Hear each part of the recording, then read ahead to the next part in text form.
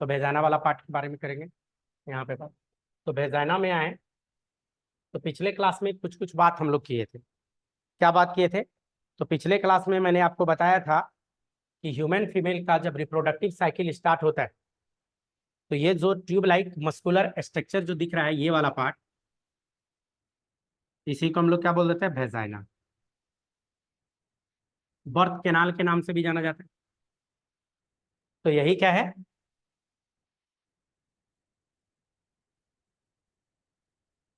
Vagina के बारे में बात किए थे। वैसे तो मैंने ये बताया था कि रिप्रोडक्टिव फेज जैसे ह्यूमन फीमेल का स्टार्ट होता है तो यही वेजाइना में एक बैक्टीरिया रहता है जिसको हम लोग बोले थे लैक्टोबैसिलस एसिडोफाइलस। पिछले क्लास में बताया था। तो वेजाइना में जो लैक्टोबैसिलस एसिडोफाइलस होता है, इसी के अंदर वेजाइना के अंदर एक बैक्टीरिया मौजूद होता है। Bacteria,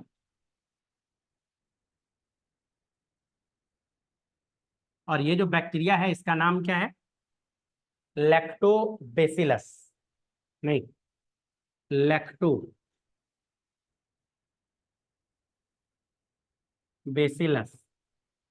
एसिडोफाइलस। Lactobacillus acidophilus PH PHILUS वाई आइलस। तो लैक्टोबैसिलस एसिडोफाइलस नाम का बैक्टीरिया। इसी का एक दूसरा नाम भी आपको बताया था, डॉर्डेलिन बेसिलर। ये क्या होता है? सिम्बायोटिक एसोसिएशन बना के रखता है। तो सिम्बायोटिक एसोसिएशन में मैंने बताया था कि दोनों का फायदा है। फीमेल का भी अपना फायदा है और बैक्टीरिया का भी अपना फायदा है। खुद बैक्टीरिया का क्या फायदा है? तो मैंने बताया था इसको रहने के लिए क्या मिल जाता है? अपना जगह मिल गया। बैक्टीरिया को रहने के लिए प्लेस मिल जाता है, जगह मिल गया। डार्क प्लेस मिल जाता है, मॉइस्ट प्लेस मिल जाता है। मैंने बताया था यहाँ फूड भी मिल जाता है। मैंने बताया था कि यही वेजाइना में एक तो डार्क प्लेस मिल जाएगा बैक्टीरिया को, मॉइस्ट प्लेस मिल जाएगा, प्लस इस जगह पे फूड भी मिल जाता है। और फूड का नाम मैंने क्या बताया था? ग्लाइकोजन। और ये क्या करता है? इसी ग्लाइकोजन को ये बैक्टीरिया कन्वर्ट कर देता है किसमें? लैक्टिक एसिड में। तो जैसे ग्लाइकोजन को लैक्टिक एसिड में कन्वर्ट करेगा, तो मैंने बताया था कि ये जो वेजाइना है इसका पीएच कितना होता है? पीएच, इस पे बात किया था, 4 to 5 पीएच मौजूद होता है। तो पीएच डिक्रीज हो गया और पीएच कम हुआ तो इसी को हम लोग क्या बोलते हैं? Acidic pH. वेजाइना का पीएच कैसा रहेगा? एसिडिक पीएच रहेगा। और एसिडिक पीएच पे क्या होता है? अदर बैक्टीरिया ग्रो नहीं करेगा, कोई दूसरे बैक्टीरिया को ग्रो होने नहीं देता है। अगर क्या हो कि लैक्टोबैसिलस एसिडोफाइलस वेजाइना में नहीं रहे, नहीं, तो अदर बैक्टीरिया ग्रो कर जाएगा और वो दिक्कत करवा देगा, इरिटेशन काउज करवा देगा, इचिंग काउज करवा देगा, तो प्रॉब्लम क्रिएट करवा देगा अगर अदर बैक्टीरिया वेजाइना में ग्रो कर गया तो। बच्चों ये जो वेजाइना है, वेजाइना की जो बात करते हैं तो इसका कुछ अपना लेंथ होता है। जो वेजाइना है इसका कुछ अपना लेंथ है, लेंथ। तो ये जो वेजाइना यहाँ से स्टार्ट हुआ यहाँ तक, तो इसका जो लंबाई है लगभग 8 सेंटीमीटर लॉन्ग होता है। वेजाइना का लेंथ कितना है? 8 सेंटीमीटर लॉन्ग होता है। वेजाइना के अंदर जो सेल मौजूद है, सेल या टिश्यू कह सकते हैं, वो टिश्यू कैसा मौजूद है? Stratified squamous epithelium. इसमें जो टिश्यू मौजूद होता है वो स्ट्रेटिफाइड स्क्वामस इपिथेलियम होता है। क्या होता है स्ट्रेटिफाइड स्क्वामस? अभी बता रहा हूँ। इस तरह से वेजाइना के चारों साइड वाल जो है इसका, उस पे एक स्पेशल टाइप का टिश्यू मौजूद होता है और इसी टिश्यू को हम लोग क्या बोल रहे हैं? Stratified squamous epithelium. ये इस तरह से रहेगा। तो ये जो टिश्यू यहाँ पे मैं बता रहा हूँ, इसी पे कैसा टिश्यू रहेगा? तो क्या बोला? स्ट्रेटिफाइड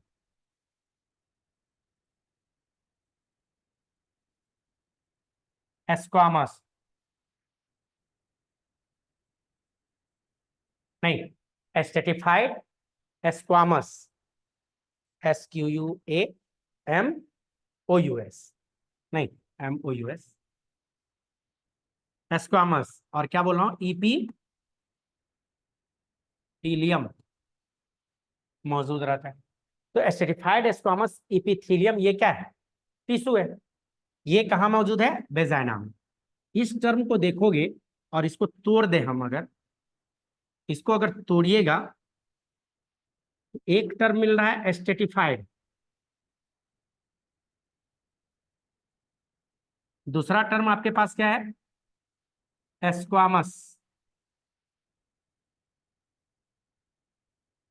और तीसरा टर्म क्या बोल रहा हूं, इपीथीलियम। तो जरा गौर कीजिए, इपीथीलियम को फिर आप तोड़ सकते हैं, ये फिर टूटेगा। इपीथीलियम को जब आप तोड़िएगा तो होगा ईपी प्लस थीलियम। तो यहां ये सब टर्म तोड़े तो हर एक का कुछ ना कुछ मीनिंग रहा होगा, तब तो यहां बात कर रहे हैं। एस्टेटिफाइड का मतलब होता है मल्टी लेयर, इसका मतलब क्या है, मल्टी लेयर होता है। एस्क्वामस जो टर्म है ये शेप को बता रहा है, शेप कैसा, शेप कैसा, शेप तो बेस चौला और हाइट कम, हंसिया शेप का, इसीलिए मैंने सेल जो बनाया उसका बेस चौला किया है, हाइट कम, एस्क्वामस। और इपीथीलियम में ईपी का मतलब होता है अपॉन, ऊपर, थीलियम का मतलब होता है कनेक्टिव टिश्यू, सीटी लिख देता हूं। तो कनेक्टिव टिश्यू के ऊपर रहेगा ऐसा वाला सेल मल्टी लेयर में, तो दिख ही रहा है मल्टी लेयर बनाए। तो इस सेल का नाम क्या है, एस्टेटिफाइड एस्क्वामस इपीथीलियम। कहाँ पे मौजूद होगा, वेजाइना में रहेगा। और यही एस्टेटिफाइड एस्क्वामस इपीथीलियम जो है, इसको बोला जाता है ये नॉन केरेटनाइज है। ये क्या होता है, ये नॉन केरेटनाइज होता है, नॉन केरेटिनाइज। इसका मतलब क्या है, नॉन केरेटनाइज जो होता है, ठीक। तो देखिए केरेटिन जो होता है ना, ये प्रोटीन होता है, और केरेटिन प्रोटीन वाटर रिपेलेंट होता है। केरेटिन प्रोटीन क्या करता है, वाटर को रिपेल कर देता है, ठीक। जैसे हमारा हेयर जो है ना, ये केरेटनाइज है। हमारा नाखून में केरेटिन प्रोटीन बहुत ज्यादा होता है। अगर आप हेयर को एक उखाड़ लो, एक हेयर सिंगल, पानी में डाल दीजिए, कितनों देर डुबा के रखिए, बाहर निकालिए, उसको झाड़ दीजिए, तो देखिएगा वो सूखा हुआ ही रहेगा। तो केरेटिन प्रोटीन क्या है, वाटर रिपेलेंट है। तो वाटर को क्या किया, रिपेल कर दिया, वाटर को रिपेल कर दिया। और जैसे वाटर को रिपेल किया तो भीगा नहीं। तो केरेटनाइज होता है, हेयर केरेटनाइज है, नेल केरेटनाइज है, लेकिन भेजाना क्या बोला, नॉन केरेटनाइज। क्यों, क्योंकि भेजाना को मॉइस्ट होना जरूरी है, मॉइस्ट प्लेस है। तो मॉइस्ट प्लेस होने के कारण यहाँ क्या लिखता है, नॉन केरेटनाइज। ऑल इंडिया पीएमटी में बार बार एक क्वेश्चन आपसे पूछता है, भेजाइना में किसी तरह का कोई ग्लैंड होता है कि नहीं। तो भेजाइना में किसी तरह का कोई ग्लैंड मौजूद नहीं होता। तो आप लिख सकते हो vagina, the vagina is divide of gland, the vagina is divide, divide करने का मतलब नहीं रहता है, ऑफ ग्लैंड। भेजाइना के अंदर किसी तरह का कोई ग्लैंड मौजूद नहीं होता, भेजाइना के अंदर नहीं होता है। लेकिन भेजाइनल एपर्चर जो है, जो बाहर से रहेगा, बाहर से जब देखेंगे तो एपर्चर, तो वहां उसके अगल बगल ग्लैंड आपको मिलेगा। जैसे बाहर से देखोगे तो इस तरह से राउंड स्ट्रक्चर मिलेगा, तो उसके बाहर एपर्चर पे आपको ग्लैंड दिख जाएगा। लेकिन भेजाइना के अंदर, अंदर में किसी भी तरह का कोई ग्लैंड मौजूद नहीं होता। क्लियर है यहाँ। यही भेजाइना है जो क्या करेगा, स्पर्म कलेक्शन का काम करेगा, या सीमेन कलेक्ट करेगा। मेल कपुलेट इसी भेजाइना में करेगा, तो पेनिस का इंसर्शन यही होता है। इवन भेजाइना को हम लोग बर्थ केनाल के नाम से भी जानते हैं, नहीं ट्यूबलाइक मस्कुलर स्ट्रक्चर है, तो बर्थ केनाल के नाम से भी हम लोग यहाँ जानते हैं। बच्चों भेजाइना की जो हम लोग यहाँ पे बात करते हैं, लगभग 1 इंच अंदर की जो बात करेंगे, तो यहाँ पे एक स्ट्रक्चर मौजूद होता है जिसको हम लोग बोलते हैं हाइमेन।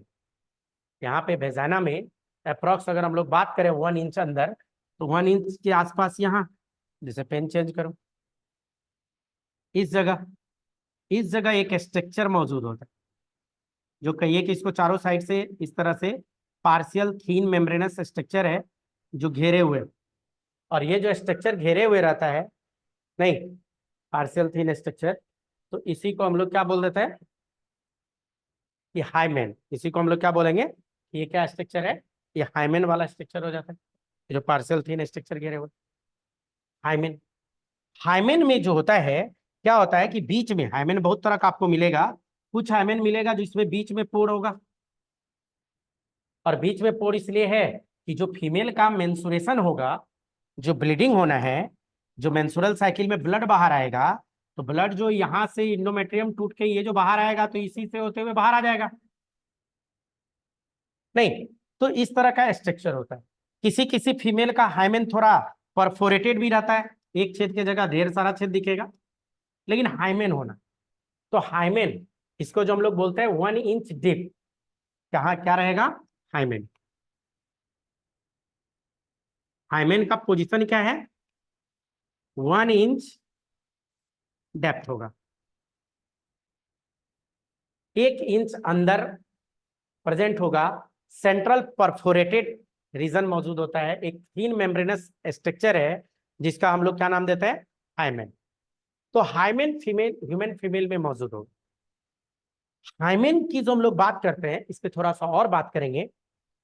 हाइमेन में क्या होता है कि ऐसा माना जाता है या बोलता है लोग कि हाइमेन का होना ये वर्जिनिटी सिंबल है, हाइमेन का होना ये वर्जिनिटी सिंबल है।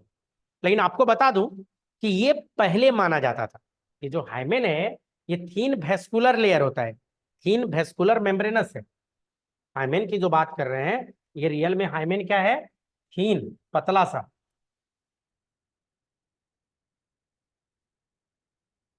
वेस्कुलर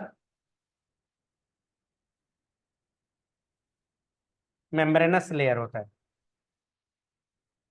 तो हाइमेन जो होता है ये थीन वेस्कुलर मेम्ब्रेनस लेयर है। तो हाइमेन का होना ये माना जाता था पहले के टाइम में, ये वर्जिनिटी सिंबल, कि फीमेल वर्जिन है या नहीं। लेकिन आपको बता दूं आज के डेट में हाइमेन का होना ये वर्जिनिटी सिंबल की तरह नहीं देखा जाता। तो पहले क्यों देखा जाता था, अब क्यों नहीं देखा जा रहा है, पहले यही हाइमेन वर्जिनिटी सिंबल था। तो होता क्या था, पहले के टाइम में कम एज में ही शादी हो जाता था, जहां गर्ल्स का मेंसुरेशन स्टार्ट हुआ, लोग उसके लिए लड़का ढूंढने लगते थे। लगभग 11-12 साल के आसपास मेंसुरेशन स्टार्ट, 14 साल आते आते तो शादी हो जाता था। अगर आप लोग की दादी उदी जिंदा हो, नहीं, तो उससे पूछिएगा, या दादाजी जिंदा होंगे तो कब शादी हुआ था, तो दादी का एज लगभग 13-14 साल का रहा हो, तभी शादी हो गई। प्लस क्या है कि पहले के लोग लड़की को खासकर कहिए कि घर में कैद करके रखते थे, बाहर नहीं निकलना है, द्वार पे भी नहीं आना है, आंगन में रहिए, चौखट नहीं लांगना है, इस तरह की बात होती थी। तो क्या होता था, गर्ल्स अंदर ही रह गई, कभी बाहर निकली नहीं, कम एज की थी, तो उस कंडीशन में क्या हो जाता है कि हाइमेन इंटैक्ट रह जाता है।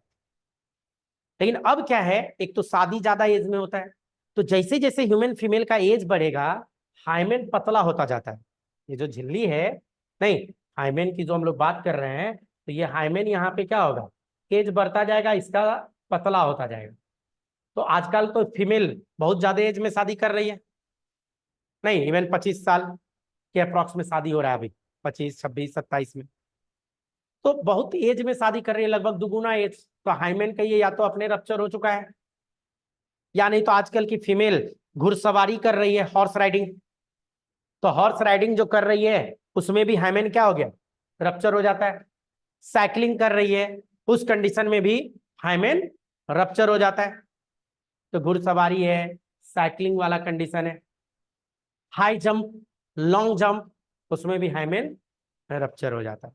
इवन अगर कमर के बल झटके में बहुत तेज गिर गई हो कभी, उसमें भी हाइमेन रप्चर हो जाता है। तो अब हाइमेन को ट्रू वर्जिनिटी सिंबल की तरह नहीं देखा जाता है। पहले के टाइम में हाइमेन ट्रू वर्जिनिटी सिंबल की तरह देखा जाता था, लेकिन अब हाइमेन नहीं है तो ट्रू वर्जिनिटी सिंबल नहीं देखा जाता। क्या मतलब इसका, तो पहले के टाइम में क्या था कि जो शादी हुआ, शादी होने के बाद जो फर्स्ट नाइट का केस होता था, फर्स्ट नाइट में तो ये देखा जाता था फीमेल के का ब्लीडिंग हुआ है कि नहीं। अगर पेनिस इंसर्ट हुआ है तो ब्लीडिंग होना चाहिए, पहले लोग ये देखते थे। अगर ब्लीडिंग हुआ है दैट मीन्स की फीमेल वर्जिन थी। और मान लीजिए किसी फीमेल का हाइमेन किसी कारण से रप्चर हो गया हो और ब्लीडिंग नहीं हुआ, तो ये माना जाता है कि फीमेल वर्जिन नहीं। इसीलिए अब इसको सिलेबस में डाल के पढ़ाने के लिए बता दिया, क्योंकि अगर फीमेल वर्जिन नहीं है तो बहुत लोगों का क्या होता है, तलाक हो जाता है। मालूम चला फर्स्ट नाइट के बाद तलाक, वो दिक्कत वाली बात है ना। तो यहाँ पे अब ये माना जाता है कि ये ट्रू वर्जिनिटी सिंबल है ही नहीं। ज्यादा एज में भी आने से क्या हो गया कि हाइमेन पतला होता चला गया, रप्चर हो गया होगा। हाई जंप है, लॉन्ग जंप है, घुड़सवारी है, साइकिलिंग है। आजकल फीमेल लगभग मेल के कहिए कि हर कदम में कदम मिला के चल रही है। तो बहुत सारा कंडीशन है जिसमें हाइमेन ब्रेक कर जाता है, नहीं हाइमेन ब्रेक कर जाता है। वैसे आपको बता दूं, अगर किसी फीमेल का हाइमेन ब्रेक न किया हो तो जनरली फर्स्ट सेक्सुअल क्वाइटस जो होता है ह्यूमन फीमेल के लिए वो पेनफुल हो जाता है। फर्स्ट टाइम अगर पेनिस इंसर्ट करेगा तो वो क्या करेगा, इस हाइमेन को तोड़ेगा। और अगर हाइमेन रप्चर हुआ है, अगर हाइमेन रप्चर हुआ है तो क्या हो जाएगा, ब्लीडिंग स्टार्ट हो जाएगा। अगल बगल से कनेक्टेड रहता है, तो हाइमेन रप्चर होगा तो ये क्या होगा, ब्लीडिंग स्टार्ट हो जाएगा। और अगर ब्लीडिंग हो गया तो वही हो जाता है first sexual coitus human female के लिए क्या हो जाता है, ये पेनफुल हो जाता है। फर्स्ट सेक्सुअल क्वाइटस की जो हम लोग बात करें, क्लियर है यहाँ तक। अब हम लोग को बात करना है एक्सटर्नल जेनेटेरिया पे। एक्सटर्नल जेनेटेरिया, इतना बात क्लियर है? यहाँ तक में कोई डाउट है तो बताइए, लिखना है तो लिख लीजिए, जल्दी कीजिए।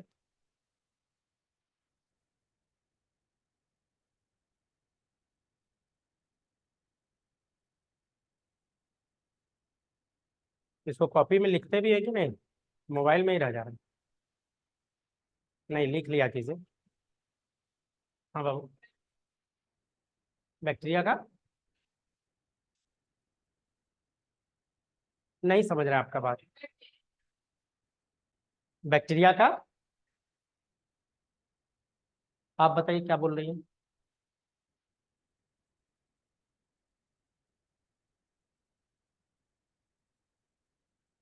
नजदीक आऊं? पता नहीं, मेरा कानपुर में हर साल हो गया। बैक्टीरिया का रहना जरूरी है। अच्छा, वहीं क्यों रहता है? देखिए, बैक्टीरिया ऐसा नहीं कि वहीं रहता है। हमारे बॉडी पे, हमारे बॉडी पे हर एक जगह का ये बैक्टीरिया है। हमारे बॉडी पे हर एक जगह बैक्टीरिया है। मैंने एक दिन और बताया था शायद आप ही के क्लास में, नहाने के बाद भी 10,000 टाइप का बैक्टीरिया बॉडी पे मौजूद है। ठीक, मैंने ये भी बताया था कि जो मॉइस्ट प्लेस है, जो डार्क प्लेस है, वहां बैक्टीरिया ज्यादा ग्रो करता है, जैसे हम लोग का आर्मपिट वाला रीजन, ये सब। तो बैक्टीरिया क्या है कि जहां डार्क प्लेस मिलेगा वहां घुस जाएगा। तो वेजाइना में डार्क प्लेस मिल जाता है उसको, मॉइस्ट प्लेस भी है, किसी तरह का डिस्टरबेंस भी वहां नहीं मिलता उसको वेजाइना में। प्लस क्या है, फूड भी मिल जा रहा है ग्लाइकोजन के फॉर्म में। इसीलिए जहां भी फूड मिल जाए, moist place, dark place, bacteria तेजी में ग्रो करेगा। तो जरूरी नहीं कि, क्या कि बैक्टीरिया के लिए बोला जाता है कॉस्मोपॉलिटन होता है, एवरीवेयर होता है। ये 11th क्लास के सेल बायोलॉजी में पढ़े हुए प्रोकार्योट के बारे में, कि कॉस्मोपॉलिटन है, एवरीवेयर है। 7 माइल डीप ओशियन में भी बैक्टीरिया मिल गया, इवन सेवरल किलोमीटर आप जाइए स्पेस में, वहां भी बैक्टीरिया मिल गया। कॉन्क H2SO4 में भी बैक्टीरिया मिला। तो बोला था कॉस्मोपॉलिटन एक टर्म है। तो फीमेल का जैसे डार्क प्लेस में, वेजाइना से डार्क प्लेस तो कुछ है ही नहीं, प्लस मॉइस्चर भी है, अब प्लस इसको क्या मिल गया, फूड भी मिल गया। तो खाली बैक्टीरिया नहीं, अगर ये बैक्टीरिया ग्रो ना करता ना तो बहुत सारा फंगस ग्रो कर जाता है यहाँ पे। फंगस को भी मॉइस्चर चाहिए, जहां मिलेगा मॉइस्चर तेजी में ग्रो कर जाएगा। और फंगस सब ग्रो कर जाएगा तो वो प्रॉब्लम क्रिएट कर देगा, वो डिजीज काउज करवा देगा, बीमारी काउज करवा देगा। तो वो अच्छा है कि लैक्टोबैसिलस एसिडोफाइलस ग्रो कर रहा है। क्लियर? तो वहां वो नहीं करेगा तो कोई और गुड करेगा ग्रो। ये चीज, बढ़ो आगे। अब हम लोग को बात करना है जरा सा एक्सटर्नल जेनेटेरिया पे। एक्सटर्नल जेनेटेरिया पे बात करना है तो पहले मैं इसको हटाता हूँ, और एक्सटर्नल जेनेटेरिया इस पे बात करेंगे हम लोग, ये जो हेडिंग आपको दिख रहा है। तो एक्सटर्नल जेनेटेरिया पे तो बात करेंगे, लेकिन पहले जरा सा एक्सटर्नल जेनेटेरिया निकाल लूं बाहर। एक्सटर्नल जेनेटेरिया की जो बात करेंगे, ये जो पोर्शन आपको दिख रहा है यही क्या है, एक्सटर्नल जेनेटेरिया का पार्ट आपको दिख रहा है यहाँ पे। और यही एक्सटर्नल जेनेटेरिया में एक एक करके हम लोग बात करेंगे। जैसे ये वाला पार्ट जो कहलाता है ये लेबिया माइनोरा कहलाता है, माइनोरा। और इधर ये माइनोरा के बाहर, मतलब इसी में बाहर से स्किन फोल्ड रहता है जिसको बोलते हैं मेजोरा, लेबिया मेजोरा। फिर ये वाला जो बीच वाला रीजन होता है इसको बोलते हैं हम लोग वेस्टिबुलर रीजन, ये वेस्टिब्यूल है। और वेस्टिबुलर रीजन में जो निचला हिस्सा है ये वेजाइनल ओपनिंग है। और ये वाला जो हिस्सा है ऊपर में, ये वाला यूरिथ्रल ओपनिंग है। ये पार्ट यूरिथ्रा का ओपनिंग होता है। और जो लेबिया माइनोरा जिस जगह टच किया है ऊपर में, नहीं उसी के पास छोटा सा फिंगर लाइक प्रोजेक्शन होता है जिसको हम लोग बोले थे क्लाइटोरिस। ये वाला पार्ट क्या है, क्लाइटोरिस। और क्लाइटोरिस को कवर किया हुआ रहता है प्रीप्यूस, या हुड के नाम से भी हम लोग जानते हैं। ये पर्सन जो है क्लाइटोरिस, प्रीप्यूस बोल सकते हैं, या नहीं तो हुड का भी नाम हम लोग दे देते। तो ये जो पूरा पोर्शन है यही क्या है, एक्सटर्नल जेनेटेरिया की हम लोग बात कर रहे हैं। ये जो पूरा पोर्शन है यही क्या है, एक्सटर्नल जेनेटेरिया। और यही जो एक्सटर्नल जेनेटेरिया है इसी को हम लोग किस नाम से जानते हैं, भलवा। तो हमारा हेडिंग क्या हो गया, एक्सटर्नल जेनेटेरिया। हम जो हेडिंग अभी डालेंगे इसमें, तो हेडिंग हमारा क्या है, ह्यूमन फीमेल का एक्सटर्नल जेनेटेरिया। तो एक्सटर्नल हो गया। थोड़ा नीचे करते हैं, यहाँ पे करते हैं, ये हेडिंग डाल रहा हूँ, एक्सटर्नल जेनेटेलिया की बात कर रहे हैं।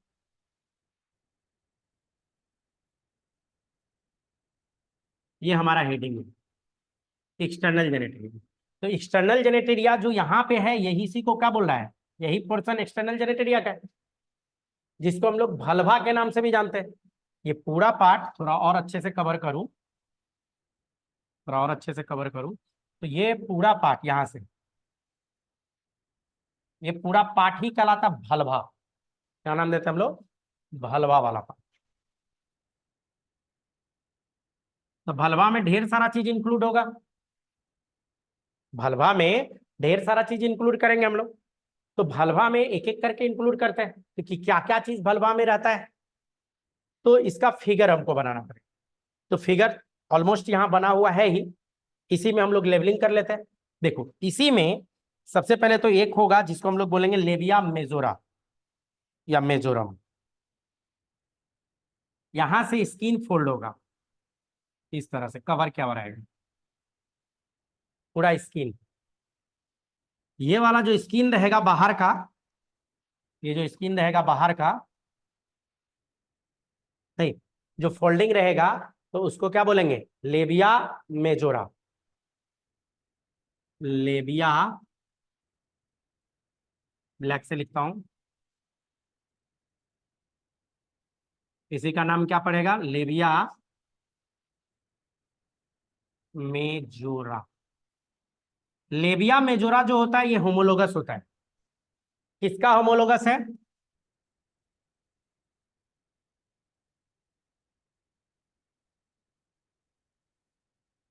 एस्क्रोटम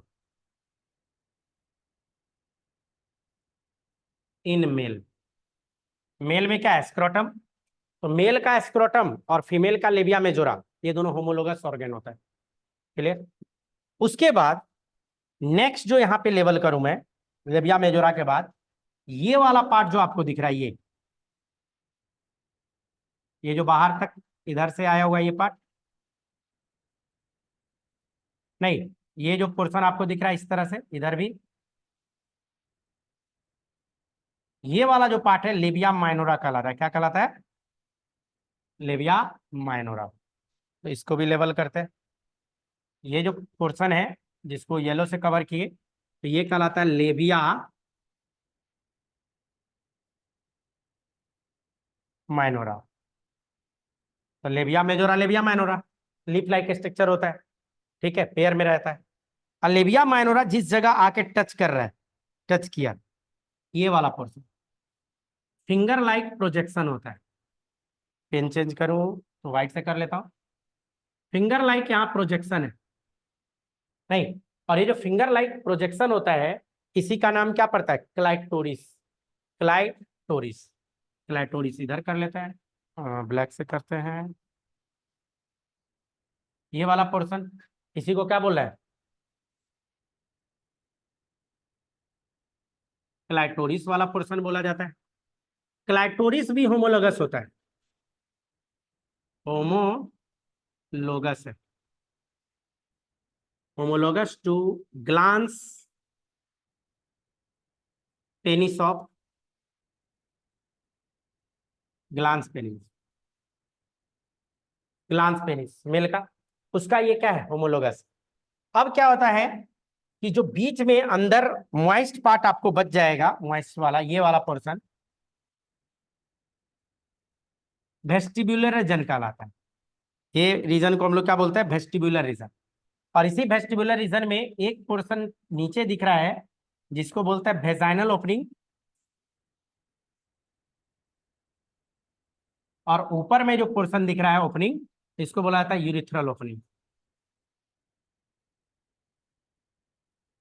तो वेजाइना और यूरिथ्रा, तो ये सब मौजूद है। प्लस क्या होता है, मॉन्स पिविस भी मौजूद होता है। इस जगह जो पोर्शन होता है ऊपर में, ये वाला पोर्शन यहीं पे, इधर, तो यहाँ क्या होता है, एब्डोमेन में मॉन्स पिविस भी मौजूद होता है। और इवन आप देखोगे उसके ऊपर हेयर लाइक प्रोजेक्शन भी होगा, हेयर रहता है मॉन्स पिविक के ऊपर, इधर क्या रहेगा?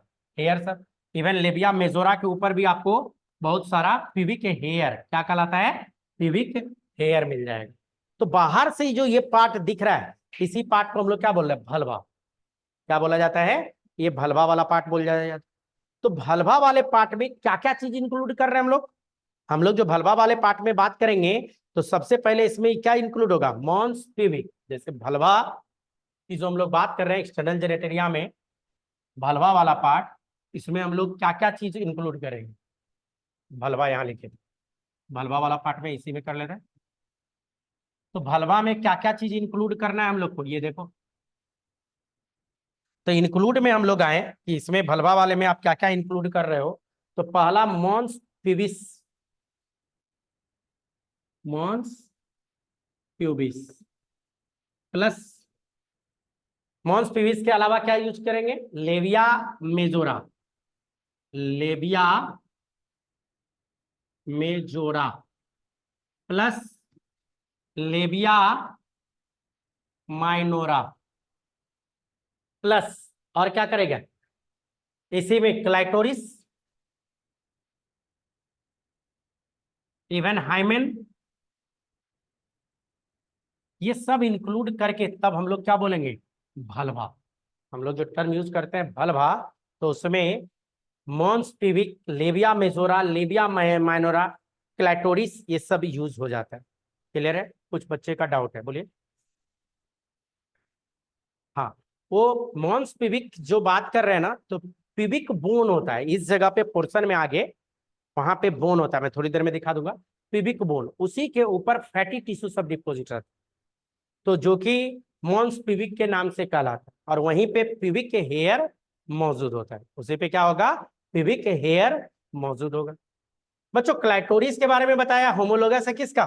ग्लांस पेनिस का। किसका? एन एस ना होगा, सॉरी बच्चों, एन एस, ग्लांस पेनिस का होमोलोगस है। क्वेश्चन ये है कि जैसे होमोलोगस लिख दिए, ग्लांस पेनिस का है, फिर आपको उधर है हम होमोलोगस लिख दिए, लेबिया मेजोरा होमोलोगस है किसका? एस्क्रोटम। तो पहला तो है कि कुछ क्या होमोलोगस, तो देखिए, होमोलोगस का मतलब होता है similar origin different function. Homologous कहीं भी टर्म लिखा हो, तो उसका मतलब क्या होगा? Similar origin different function. तो आप एक काम करो, होमोलोगस लिख के लिख सकते हो यहाँ एडिशनल नोट करके, होमोलोगस, होमो, क्या लिखेंगे? Similar origin but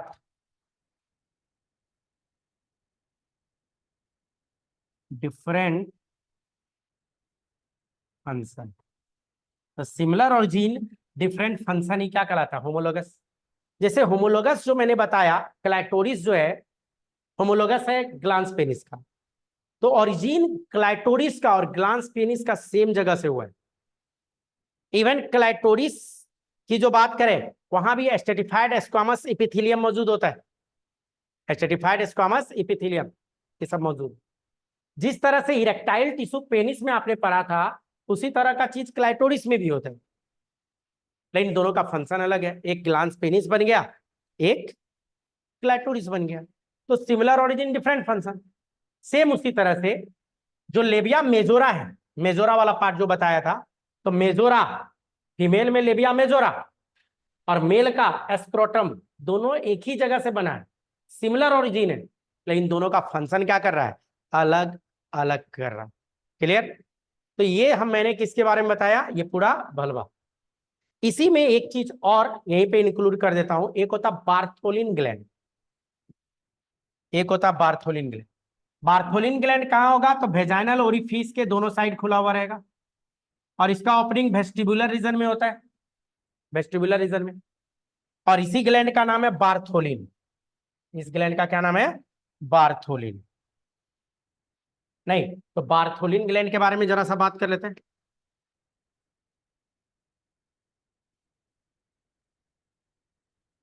Bartholin gland homologous होता है किसका? ये भी होमोलोगस है।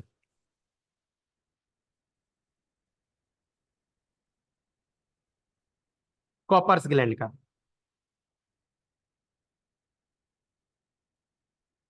या बल्बोइरेथ्रल ग्लैंड का। तो फीमेल में बार्थोलिन ग्लैंड है। जब ह्यूमन फीमेल का ऑटोनोमिक नर्वस सिस्टम एक्टिवेट होता है फीमेल का, तो बार्थोलिन एक्टिवेट हो जाएगा। और बार्थोलिन का जो सिक्रेशन है ना, जो बार्थोलिन एक्टिवेट होगा, तो इसका सिक्रेशन वेस्टिबुलर रीजन में भी आ जाएगा। प्लस वेस्टिबुलर रीजन में सिक्रेशन आ रहा है, तो आते आते भेजाइना इस सब में आ जाएगा। तो ये बार्थोलिन का जो सिक्रेशन है, ये क्या करता है? भेजाइना को लुब्रिकेंट बनाने का काम करेगा। ये क्या काम करेगा? लुब्रिकेशन का। ये भेजाइना को क्या करेगा?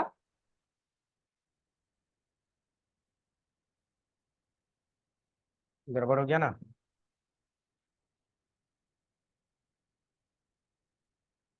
Glans penis. और यहाँ बार्थोलिन ये क्या काम करेगा? लुब्रिकेंट, या लुब्रिकेशन लिख दूं तो ज्यादा अच्छा। लुब्रिकेशन करवाएगा। किसका लुब्रिकेशन करवाएगा? वेजाइना का। कब करवाएगा? जब ह्यूमन फीमेल का ऑटोनोमिक नर्वस सिस्टम एक्टिवेट होगा तब। मेल का ऑटोनोमिक नर्वस सिस्टम एक्टिवेट हुआ तो याद कीजिए, मैंने बताया था कॉपर्स ग्लैंड एक्टिवेट होगा। नहीं, प्लस क्या है? मेल का पेनिस का इरेक्शन बताया था, भेसो कंजेशन, जो पेनिस में ब्लड भर जाता है कहलाता है भेसो सॉरी, भेसो कंजेशन। तो भेसो कंजेशन हुआ था, तो मेल का मेन पेनिस का इरेक्शन। अब फीमेल में लुब्रिकेंट होना बहुत जरूरी है। अगर लुब्रिकेंट नहीं है और पेनिस इंसर्ट हो रहा है जबरदस्ती, तो वो प्रॉब्लम क्रिएट करवा देगा। क्लियर है यहाँ तक? तो यहाँ तक ये आपका हो गया। तो ये कॉपर्स ग्लैंड का क्या है? ये होमोलोगस ऑर्गन में आ जाता है। ये अब हमारा फीमेल का एक पार्ट खत्म हो गया। हम लोग को अब आज बात करना है ह्यूमन फीमेल का मेमोरी ग्लैंड। यहाँ तक क्लियर है? लिख लो। बहुत बात एक ही स्लाइड में लिख दी है, जल्दी से लिख लीजिए। मेमोरी ग्लैंड पे बात करने जा रहे हैं हम। हट जाऊं? ठीक है, आ जाएगा अब। नीचे वाला नहीं आएगा तो पूरा हट जाता है। जस्ट एक सेकेंड, हट रहा हूँ।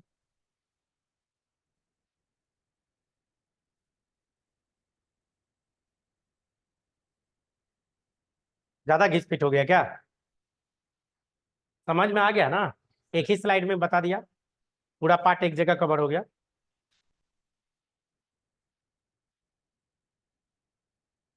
और सबसे ऊपर में प्रीफ्यूज हुड जो कलर किया हुआ है, इसका नाम क्या है? इसी का नाम है प्रीफ्यूज, या हुड भी बोलते हैं इसको। हुड इसलिए कि क्लाइटोरिस को कवर किए हुए रहता है, क्लाइटोरिस को ऊपर। बढ़ जाऊं?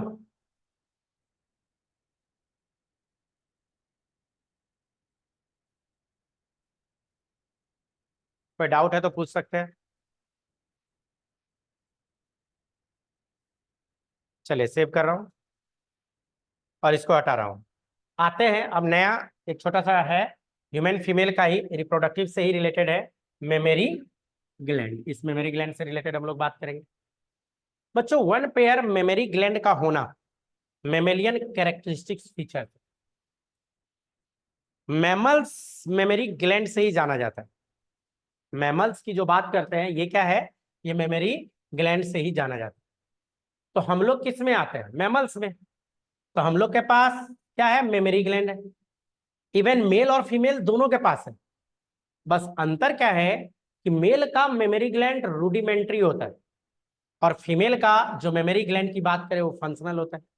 बस अंतर इसी का है कि मेल का क्या हो गया, रूडिमेंट्री, और फीमेल का क्या है, फंक्शनल मेमोरी ग्लैंड मौजूद होता है। कहाँ है पोजीशन, तो थोरेसिक रीजन में। अगर कभी पूछा जाए कि मेमोरी ग्लैंड का पोजीशन क्या है, तो हम लोग बोल सकते हैं थोरेसिक रीजन में। ये वाला जो कवर किया मैंने, ये थोरेसिक केज को कवर किया। याद कीजिए, आपको सर बताए होंगे या मैं बता देता हूं आपको, इस जगह पे एक डायफ्राम होता है, इस जगह पे डायफ्राम होता है, और डायफ्राम के ऊपर रीजन जो भी है वो थोरैक्स कहलाता है, और इसके नीचे जो रीजन है वो एब्डोमेन कहलाता है। तो डायफ्राम हमारे बॉडी को दो पार्ट में बांट देता है, ऊपर का रीजन थोरैक्स और नीचे का रीजन जो कहलाएगा वो क्या कहलाएगा, बॉडी कहलाएगा। तो थोरैक्स और बॉडी इस तरह से इसको बांटता है।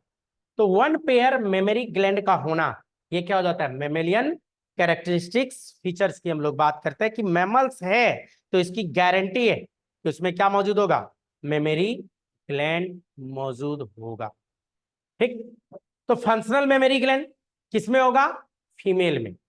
मेमोरी ग्लैंड होता दोनों में, मेल में भी और फीमेल में भी, लेकिन जो हम लोग मेमोरी ग्लैंड की बात कर रहे हैं तो ये मेमोरी ग्लैंड फंक्शनल किसमें होगा, फीमेल में। मेमोरी ग्लैंड फंक्शनल होता है क्योंकि हम लोगों की माँ हम लोग को नरिश करने का काम की थी। जब हम लोग जन्म लिए थे लगभग 6 मंथ तक माँ क्या की, ब्रेस्ट फीडिंग कराई, या मेमोरी ग्लैंड से हम लोग फीड किए थे। तो ये जो मेमोरी ग्लैंड है, यहाँ पे ये जो मेमोरी ग्लैंड की हम लोग बात कर रहे हैं, तो वन पेयर स्ट्रक्चर मौजूद होता है। तो ये क्या है, मेमोरी ग्लैंड।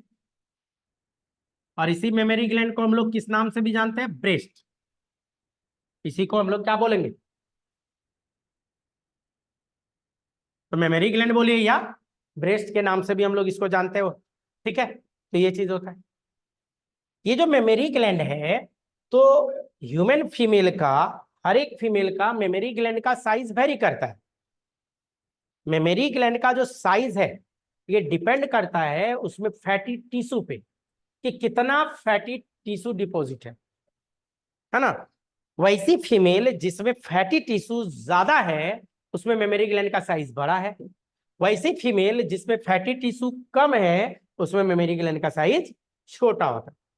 तो ये जो इसका साइज की जो बात करें, तो इसमें क्या होता है कि फैटी टिश्यू पे इसका साइज डिसाइड होता है, प्लस मेमोरी ग्लैंड में ग्लैंडुलर टिश्यू सब होता है, ग्लैंडुलर टिश्यू सब ढेर सारा मौजूद होता है। ये जो मेमोरी ग्लैंड है, अगर इसको अंदर से देखा जाए, अंदर से इंटरनल स्ट्रक्चर देखें, तो 15 से 20 इसमें क्या मौजूद होगा, लोब्स मौजूद होता है। वो लोब्स हम दिखाते हैं, लेकिन आपको बता दूं कि वन मेमोरी ग्लैंड में कितना लोब्स रहेगा। तो पहले तो मेमोरी ग्लैंड में क्या होगा, ग्लैंडुलर टिश्यू मौजूद होता है। मेमोरी ग्लैंड में जो हम लोग बात करेंगे क्या मौजूद होगा, ग्लैंडुलर टिश्यू मौजूद होगा। और कितना रहेगा वो लोब की जो बात किए, तो ग्लैंडुलर टिश्यू में 15 से 20 लोब्स मौजूद होता है, मेमोरी लोब्स बोला जाता है। क्या बोला जाता है,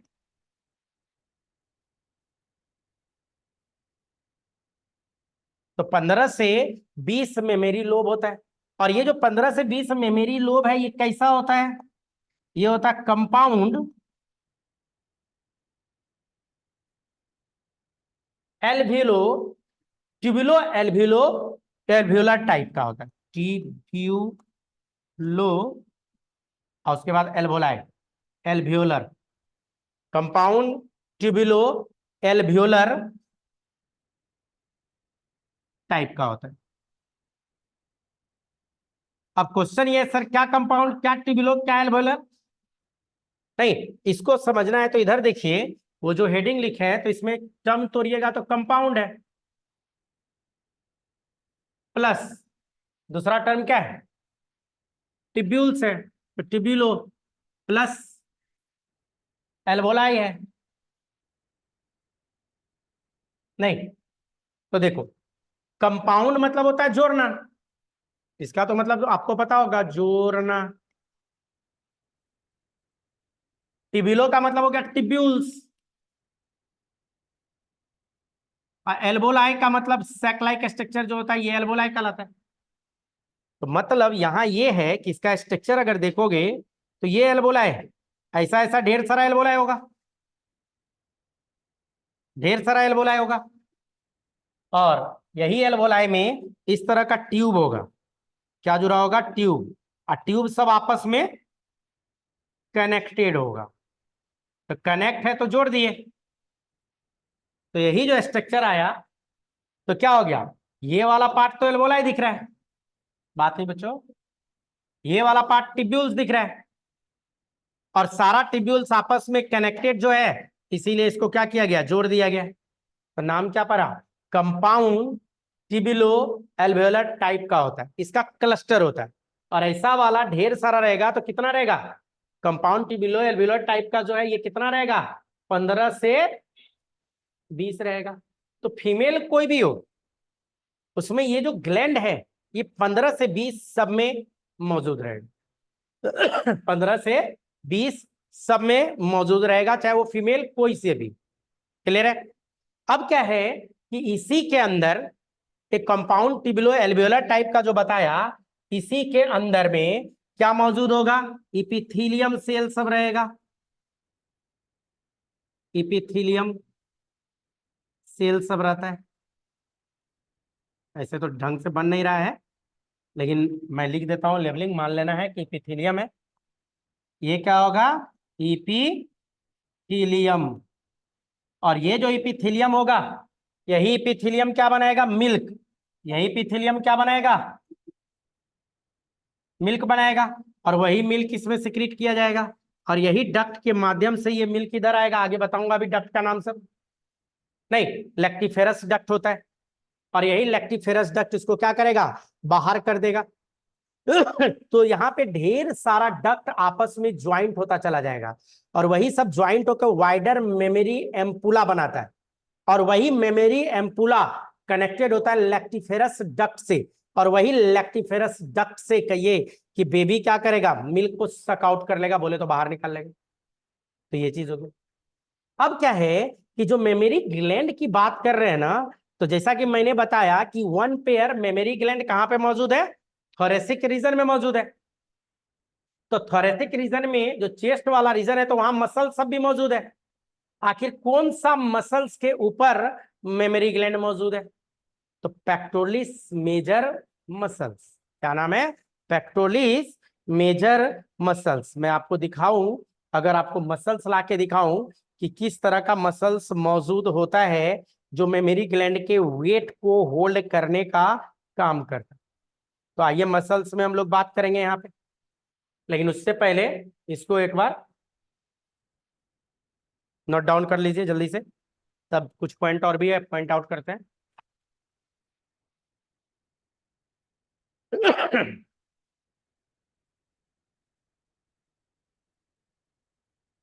आज फीमेल वाला पार्ट खत्म हो गया हम लोग का, बस एक दो पॉइंट और बात करेंगे इस।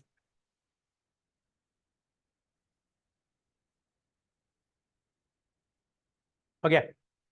अब देखो, इसमें जो मैं हटाऊं इसको, तो यहाँ पे आपको जो दिख रहा है, ह्यूमन फीमेल का बॉडी दिख रहा है, और ह्यूमन फीमेल के बॉडी में जो हम लोग बात करें, तो ऊपर वाला तो स्किन वाला लेयर होता है, इंट्रूगमेंटरी रीजन।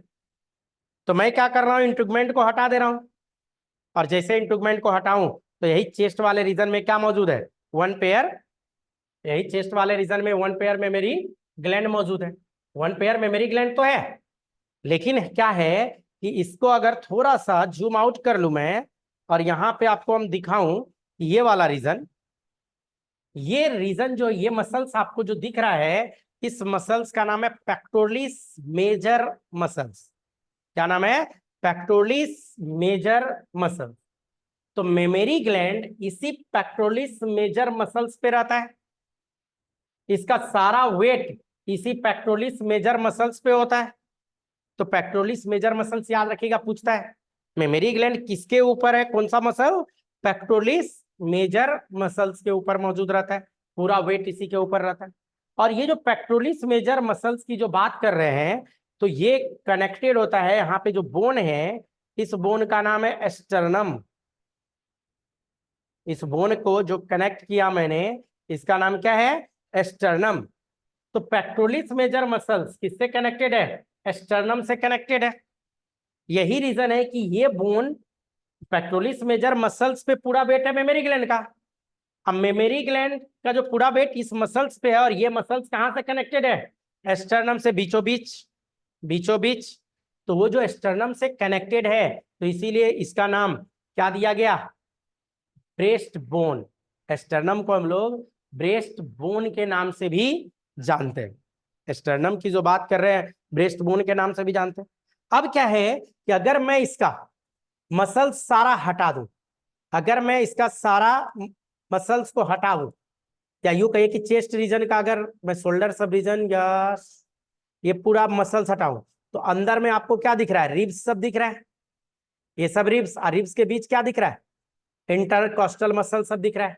रिब के बीच क्या होता है? इंटरकॉस्टल। तो मैं एक काम करता हूं, पूरा मसल्स ही हटा रहा हूं,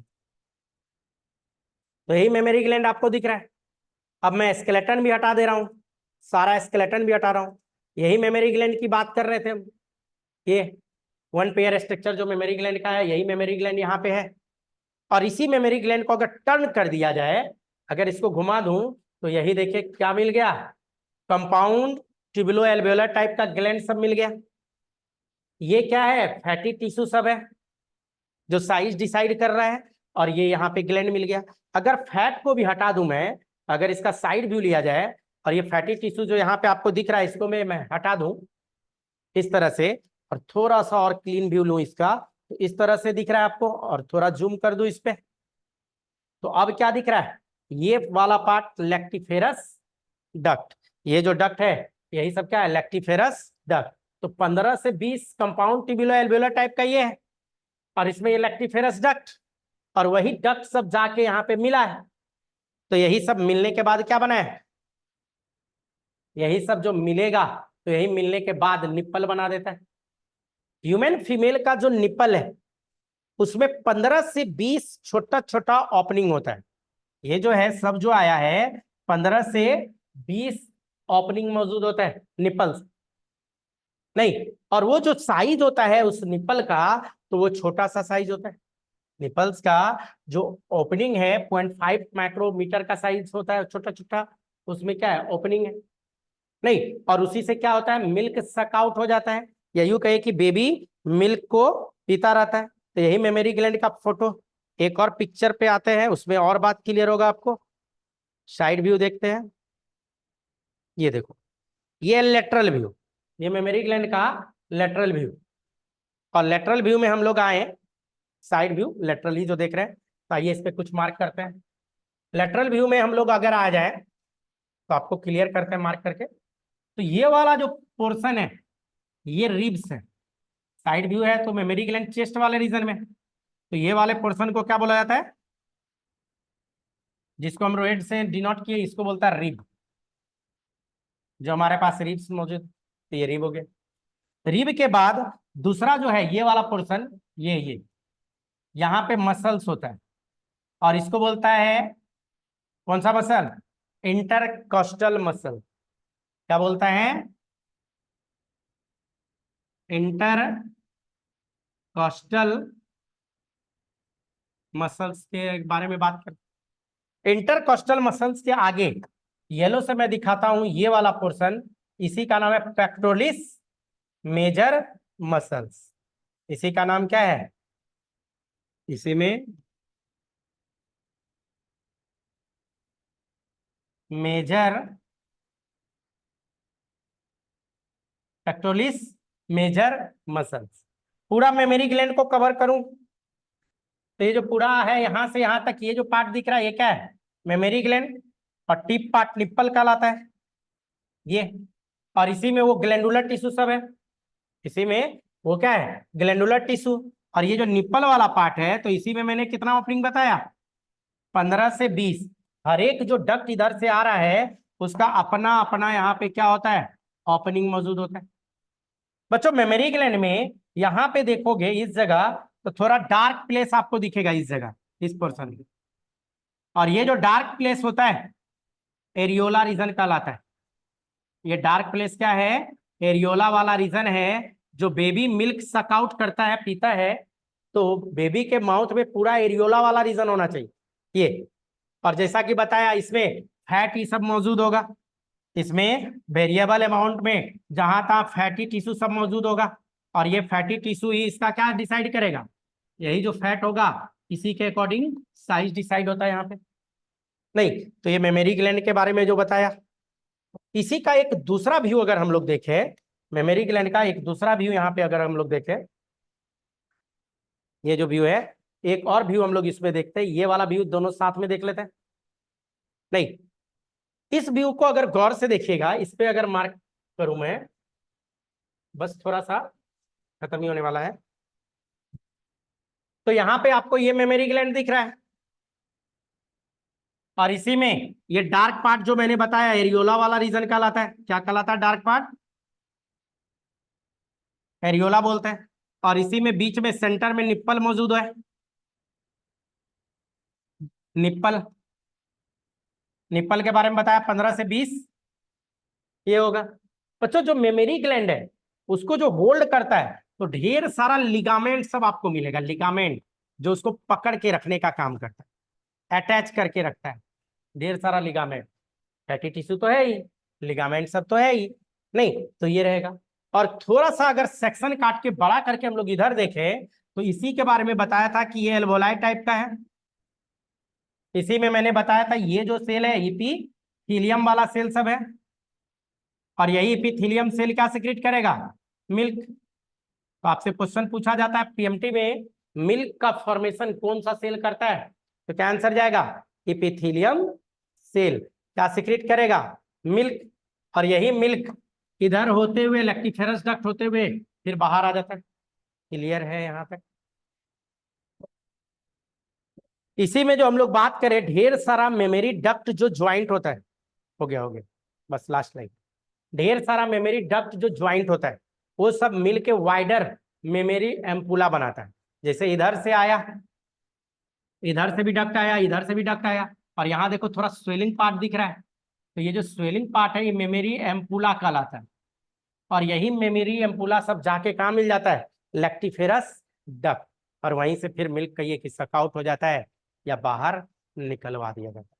यहाँ तक क्लियर है। नेक्स्ट क्लास का हम लोग का हेडिंग होगा गैमिटोजेनेसिस। अगले क्लास में हम लोग क्या बात करेंगे, गैमिटोजेनेसिस। उसमें सबसे पहले बात करेंगे मेल वाला पार्ट स्पर्मेटोजेनेसिस पे, और देन बात करेंगे फीमेल वाला पार्ट oogenesis। लेकिन अगर स्पर्मेटोजेनेसिस oogenesis आपको समझना है तो आप लोग 11th का जो सेल साइकिल था माइटोसिस और मियोसिस वो एक बार पढ़ के आइएगा, उसका यूज होगा। क्लियर है, यहां तक में कोई डाउट है तो बोलिए, एनी डाउट, अगर कोई भी डाउट